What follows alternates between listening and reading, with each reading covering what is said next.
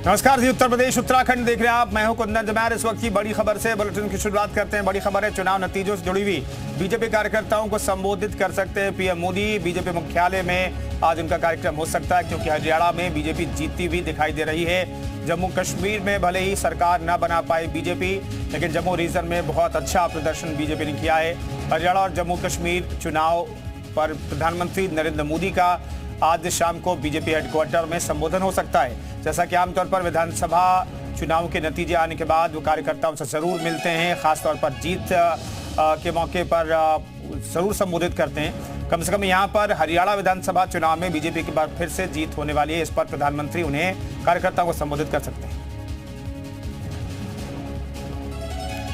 तो बड़ी खबर आपको बता रहे हैं, हरियाणा चुनाव से जुड़ी हुई, जहां पर 90 सीटों का रुझान आया हुआ है और 90 सीटों में 49 सीटों पर बीजेपी जीतती हुई दिखाई दे रही है, आगे दिखाई दे रही है। 35 सीटों पर कांग्रेस आगे। एक टाइम ऐसा था, एक वक्त ऐसा था कि जब शुरुआती रुझान सामने आए तो 62 सीटों पर कांग्रेस आगे होती हुई दिखाई दी, लेकिन यह आंकड़ा अब सिमट करके 35 हो गया है। बीजेपी 49 सीटों पर पहुंच गई है। तो हरियाणा में तीसरी बार बीजेपी की सरकार बनती हुई दिखाई दे रही है रुझानों में।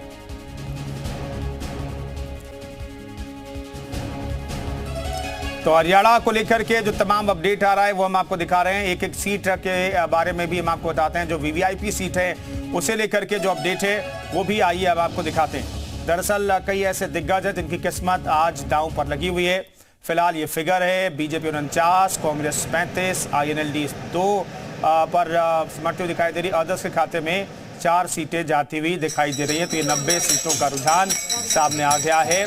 और नायब सिंह सैनी यहाँ पर राधे कृष्णा हरे रामा की धुन पर थिरकते हुए दिखाई दे रहे हैं। तो ये आंकड़ा अभी तक का सामने आया है, ये रुझान है। हालांकि रुझान आए हुए अब करीब 3.5 घंटे ज़्यादा का वक्त हो चुका है, तो इसमें बहुत ज़्यादा बदलाव की क्या गुंजाइश है। हालांकि अभी जो शुरुआती अगर अलग अलग सीटों को अगर आप देखेंगे तो जहाँ कहीं पर 18 या 19 राउंड की काउंटिंग होनी है, तो वहाँ पर 4 से 5 राउंड की काउंटिंग ही अभी हुई है। जो इलेक्शन कमीशन की वेबसाइट पर अपडेट है उसके हिसाब से हम आपको बता रहे हैं। तो 49 सीटों पर बीजेपी आगे है। INLD 2 सीटों पर, कांग्रेस अब 35 सीटों पर सिमटती हुई दिखाई दे रही है। अदर्स के खाते में 4 सीटें जाती हुई दिखाई दे रही हैं। तो ये तस्वीर हरियाणा विधानसभा की उभर करके सामने आ रही है। 49 सीटों पर बीजेपी, कांग्रेस 35 सीटों पर, INLD 2 और अदर्स के खाते में 4 सीटें जाती हुई दिखाई दे रही है। तो जम्मू कश्मीर को लेकर के भी बात बेहद जरूरी है। जम्मू कश्मीर का फिगर क्या है ये भी देखिए। जम्मू कश्मीर में फिलहाल जो कांग्रेस और NC का गठबंधन है वो जीतता हुआ दिखाई दे रहा है। यहाँ पर बीजेपी 35 सीटों पर दिखाई दे रही है और 51 सीटों पर अब कांग्रेस और नेशनल कॉन्फ्रेंस का गठबंधन जीतता हुआ दिखाई दे रहा है।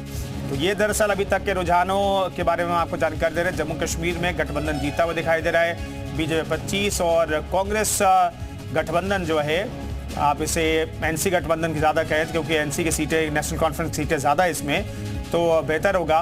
तो कांग्रेस गठबंधन जो है वो 51 सीटों पर जीता हुआ दिखाई दे रहा है। जम्मू कश्मीर में भी 90 सीटों के रुझान आ गए हैं। PDP अब आंकड़ा PDP का बढ़ करके 5 तक पहुँच गया है। PDP यानी कि महबूबा मुफ्ती की पार्टी यहाँ पर 5 सीटें जीतती हुई दिखाई दे रही है। अदर्स के खाते में 9 सीट जाती हुई फिलहाल दिखाई दे रही है। तो 90 सीटों का आंकड़ा, मैजिक फिगर दरअसल यहाँ पर वैसे तो 48 का है सरकार बनाने के लिए, अगर 5 नॉमिनेटेड सदस्यों को भी जोड़ ले तो 51 सीटें कांग्रेस प्लस को मिलती हुई दिखाई दे रही है, यानी कि क्लियर मेजोरिटी के साथ ये गठबंधन जो है प्री पोल अलायंस जीतता हुआ दिखाई दे रहा है। तो जम्मू कश्मीर हरियाणा में हो रही वोटों की गिनती के बीच डिप्टी सीएम ब्रजेश पाठक ने क्या कुछ कहा है, आइए आपको सुनाते हैं। हरियाणा और जम्मू कश्मीर में मैं आम जनता का, जम्मू कश्मीर के अवाम का हृदय से बहुत बहुत धन्यवाद देता हूं, उनका आभार प्रकट करता हूं। ये सब माननीय मोदी जी की गरीब कल्याण योजनाओं की जीत है, मोदी जी की जीत है। और जिस ढंग से तीसरी बार हरियाणा की आम जनता ने आगे आकर के भारतीय जनता पार्टी के कमल को खिलाने का काम किया है, मैं बहुत बहुत अभिनंदन करता हूं। और हरियाणा की जनता का मैं अपने व्यक्तिगत रूप से, क्योंकि मैं वहां लगातार प्रवास पर था चुनाव में, हृदय से आभार प्रकट करता हूं कि माननीय मोदी जी की बातों को जन जन तक पहुंचाने में हम सब कार्यकर्ता सफल हुए हैं और हरियाणा की जनता का बार बार अभिनंदन है।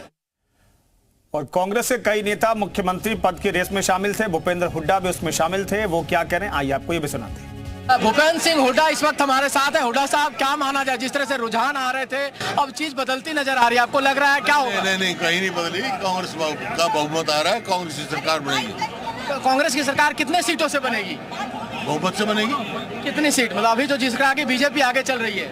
नहीं, कुछ नहीं, कहीं नहीं चल रही है। अभी कहाँ 2 राउंड हुए हैं, कहीं नहीं। सारी हमारे पास खबर आ रही है, कांग्रेस जो है वो आगे चल रही है, कांग्रेस का बहुमत आ रहा है, कांग्रेस की सरकार बनने जा रही है। हुड्डा साहब, कब तक स्थिति क्लियर हो जाएगी, क्या लग रहा है, कब तक स्थिति साफ हो जाएगी? 1-2 बजे तक। 1-2 बजे तक साफ हो जाएगी। हाँ। मुख्यमंत्री आप बनेंगे, लग रहा है? पार्टी तय करेगी। आपको लग रहा है कि फिर से बीजेपी तीसरी बार आ सकती है? जो कहा था खट्टर साहब ने कहा था कि तीसरी बार बीजेपी आएगी। नहीं, बीजेपी गई, कांग्रेस आ रही है। बीजेपी जा रही है, कांग्रेस आ रही है। बीजेपी बार बार कह रही थी, खट्टर साहब कह रहे थे, आपको बात याद कीजिए, मैंने इलेक्शन के दिन भी पूछा था कि बीजेपी बढ़त के साथ आएगी, 2019 से ज्यादा सीटें लेकर आएगी। मैं क्या कह रहा हूँ बार मेरी कांग्रेस की सरकार आएगी, कांग्रेस आ रही है, भाजपा जा रही है।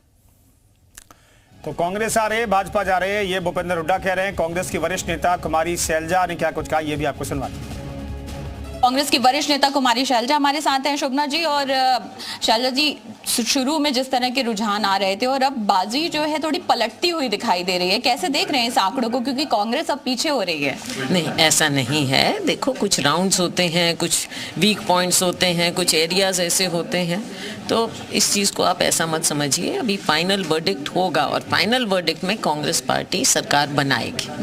लेकिन चूंकि ये वर्डिक्ट जो आप कह रहे हैं फाइनल होगा, इसको पहले से ही आकलन करके आप लोग चल रहे थे, काफी आश्वस्त नजर आ रही थी कांग्रेस। सुबह से एआईसीसी दफ्तर में भी माहौल बना हुआ है, लेकिन ये आंकड़े जो कम ज्यादा होते हुए दिखाई दे रहे हैं, इसके पीछे आप क्या गणित लगाती हैं? आपका आकलन क्या कहता है? आप तो बहुत लंबी राजनीति समझती हैं देश की और हरियाणा की। देखिए, गणित अभी मत लगाइए, इसीलिए मैं कह रही हूँ कि 4 राउंड्स में आप गणित ना लगाएं।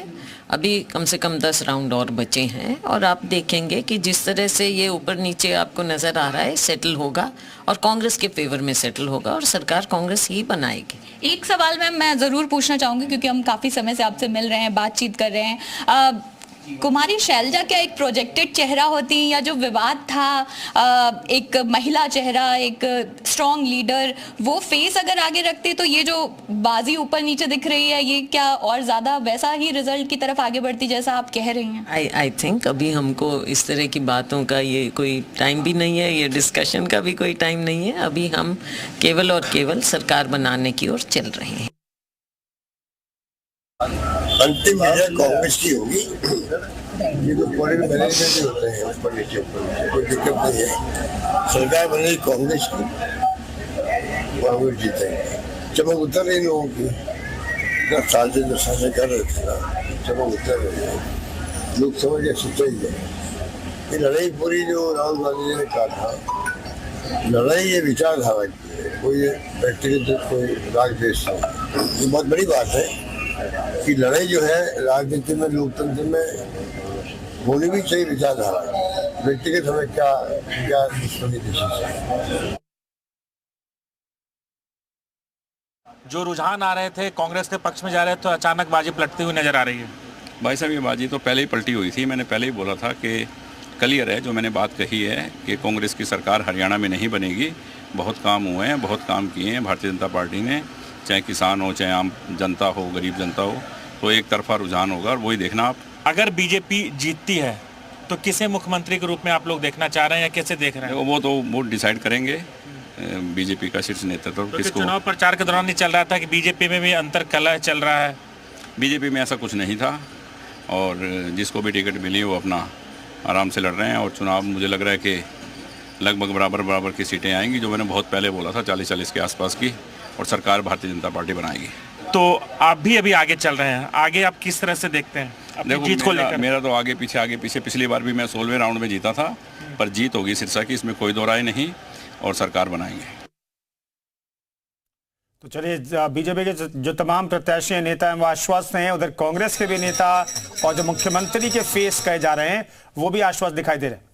डॉक्टर जोशी तिरंगा यात्रा लेके गए थे और उसका यात्रा का संयोजकत्व युवा नेता के रूप में मोदी जी कर रहे थे, तो आपकी सरकार ने जाने नहीं दिया। कहा था हेलीकॉप्टर से भेजेंगे, बाई रोड नहीं जा सकते। और अभी जब राहुल गांधी अपनी भारत जोड़ो तथाकथित यात्रा में लेके गए थे तो जलाल से जलवा अफरोज होते हुए बाई रोड गए और भैया बहन कितने अच्छे ढंग से एक दूसरे के ऊपर गए, उसके बर्फ के गुब्बारे फेंक रहे थे, बर्फ के गोले फेंक रहे थे, ना हथगोले फेंके जा रहे थे ना पत्थर फेंके जा रहे थे। उसके बाद भी आपको लगता है कि हालात में कोई बदलाव नहीं हुआ था। एक दौर था जब अब हमारी सरकार आने के बाद पाकिस्तान जिंदाबाद के नारे खत्म हो गए, आईएसआईएस के झंडे खत्म हो गए, कोई भी ऐसी भीड़ निकलती नहीं है। जुमे की नमाज को निकलते हुए पत्थरबाजी करते हुए इंस्पेक्टर अयूब पंडित को खत्म कर दे, पत्थरबाजी खत्म हो गई। और जो कहते थे तिरंगे को कंधा देने वाला नहीं मिलेगा, वहां डल लेक पे तिरंगे की कतार दिख गई। और मैं पत्रकारों से कहता हूं, आज से पहले कितनी बार डल लेक के किनारे खड़े होकर आप लोगों को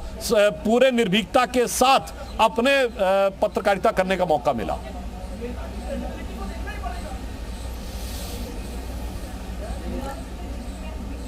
तो सुधांशु त्रिवेदी कह रहे हैं कि जम्मू कश्मीर में हालात पूरी तरीके से बदले हैं। ये ठीक है, वहां पर बीजेपी जीत नहीं रही है, लेकिन हालात पूरी तरीके से बीजेपी ने बदल करके दिखाया है। लेकिन बीजेपी के लिए अच्छी खबर हरियाणा से, जहां पर ये कहा जा रहा था तमाम एग्जिट पोल में कि हरियाणा में कांग्रेस की वापसी हो रही है। स्पष्ट तरीके से आ जाता है। अभी इन्होंने जम्मू कश्मीर की बात की, मुझे बात बताइए, पंडितों को हमने बचाया। जब भी आप आए तो पंडितों पे अन्याय हुआ, क्योंकि आपको पता है पंडितों पे अन्याय होने का फायदा आपको पूरे देश में और पूरे जम्मू कश्मीर में मिलता है। सिलेक्टिव किलिंग, टारगेटेड किलिंग जो है वो आपके जमाने में हुई है। कहां की बात कर रहे हैं आप? सारे पंडित भागकर जम्मू कश्मीर में आ गए हैं, उनका रिहेबिलिटेशन हमने किया, उन्हें नौकरियां हमने दिया, लेकिन आपने उन्हें नौकरियों से वंचित करने का काम किया, क्योंकि पता है आपको वो वहां रहेंगे, हम उनको बचाएंगे नहीं, हम उनको मरने के लिए छोड़ देंगे। ये काम आपने पंडितों के साथ किया और पंडितों के ध्यान में ये आ गया है, इसलिए दिल्ली के पंडित जो है वो आपको वोट भी करने नहीं गए हैं। तो ये सच्चाई जो है ना सुधांशु जी, आप कितना भी ठुकरा दीजिए, आप कितना भी झूठ बोल दीजिए और कितना भी आप एक वेब करने की कोशिश कीजिए, जाल बिछाएंगे, लेकिन सच ये है कि आपने नुकसान किया है देश का।